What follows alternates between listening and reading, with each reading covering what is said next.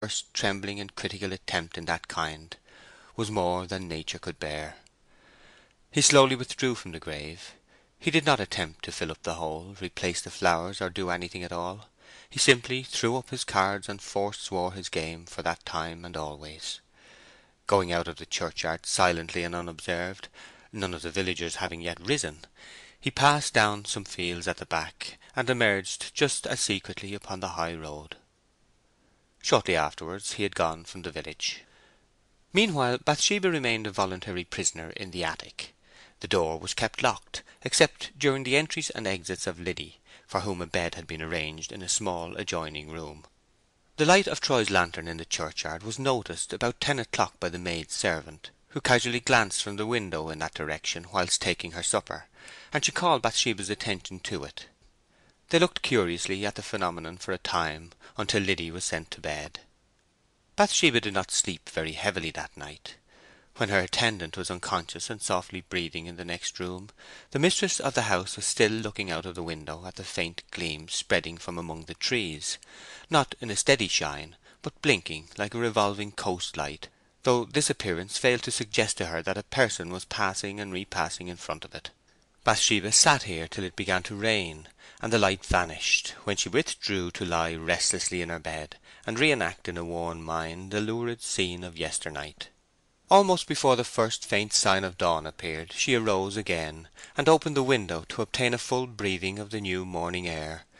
The panes being now wet with trembling tears left by the night rain, each one rounded with a pale lustre caught from primrose-hued slashes through a cloud low down in the awakening sky. From the trees came the sound of a steady dripping upon the drifted leaves underneath them, and from the direction of the church she could hear another noise, peculiar and not intermittent like the rest, the purl of water falling into a pool. Liddy knocked at 8 o'clock, and Bathsheba unlocked the door. "What a heavy rain we had in the night, ma'am," said Liddy when her inquiries about breakfast had been made. "Yes, very heavy." "Did you hear the strange noise from the churchyard?" "I heard one strange noise. I've been thinking it must have been the water from the tower spouts." "Well, that's what the shepherd was saying, ma'am. He's now gone on to see." "Oh, Gabriel has been here this morning." "Only just looked in passing, quite in his old way, which I thought he had left off lately. But the tower spouts used to spatter on the stones, and we were puzzled, for this was like the boiling of a pot." Not being able to read, think, or work, Bathsheba asked Liddy to stay and breakfast with her. The tongue of the more childish woman still ran upon recent events. "Are you going across to the church, ma'am?" she asked. "Not that I know of," said Bathsheba. "I thought you might like to go and see where they have put Fanny. The trees hide the place from your window." Bathsheba had all sorts of dreads about meeting her husband. "Has Mr. Troy been in to-night?"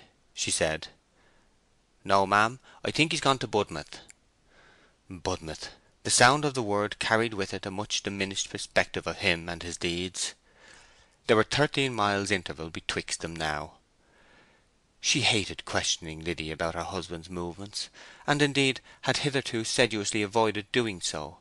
But now all the house knew that there had been some dreadful disagreement between them, and it was futile to attempt disguise. Bathsheba had reached a stage at which people ceased to have any appreciative regard for public opinion. "What makes you think he has gone there?" she said. "Laban Tall saw him on the Budmouth road this morning before breakfast." Bathsheba was momentarily relieved of that wayward heaviness of the past 24 hours which had quenched the vitality of youth in her, without substituting the philosophy of maturer years, and she resolved to go out and walk a little way. So when breakfast was over she put on her bonnet, and took a direction towards the church. It was 9 o'clock, and the men having returned to work again from their first meal, she was not likely to meet any of them in the road. Knowing that Fanny had been laid in the reprobate's quarter of the graveyard, called in the parish behind church, which was invisible from the road, it was impossible to resist the impulse to enter and look upon a spot which, from nameless feelings, she had at the same time dreaded to see. She had been unable to overcome an impression that some connection existed between her rival and the light through the trees. Bathsheba skirted the buttress, and beheld the hole and the tomb. its delicately veined surface splashed and stained, just as Troy had seen it and left it 2 hours earlier. On the other side of the scene stood Gabriel. His eyes, too, were fixed on the tomb, and her arrival having been noiseless, she had not as yet attracted his attention. Bathsheba did not at once perceive that the grand tomb and the disturbed grave were Fanny's, and she looked on both sides and around for some humbler mound, earthed up and clodded in the usual way. Then her eye followed Oak's, and she read the words with which the inscription opened: "Erected by Francis Troy, in beloved memory of Fanny Robin." Oak saw her, and his first act was to gaze inquiringly and learn how she received this knowledge of the authorship of the work, which to himself had caused considerable astonishment. But such discoveries did not much affect her now. Emotional convulsions seemed to have become the commonplaces of her history, and she bade him good morning, and asked him to fill in the hole with the spade which was standing by. Whilst Oak was doing as she desired, Bathsheba collected the flowers and began planting them with that sympathetic manipulation of roots and leaves which is so conspicuous in a woman's gardening, and which flowers seem to understand and thrive upon.